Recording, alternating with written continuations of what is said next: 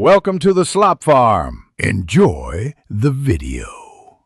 You begin by confirming essentials: an SBI account, your registered mobile, and either CIF or account number. Once done, open SBI Online or Yono. Choose New User Registration if you lack net banking. Enter account/CIF, debit card number, and PIN to trigger OTP. This verifies you instantly. Make sure to use the registered mobile so OTP arrives. After OTP, create a username and temporary password. Write them down securely. You're now ready for the next configuration steps. Next, update credentials and harden security. You must change the temporary password immediately to a stronger one.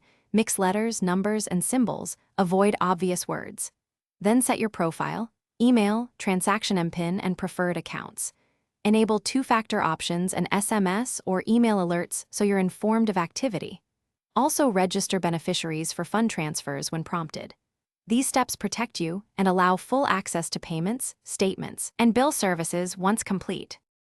Finally, perform transactions. Add a beneficiary, confirm with OTP or MPIN, and initiate a transfer. Choose NEFT, IMPS, or RTGS per amount.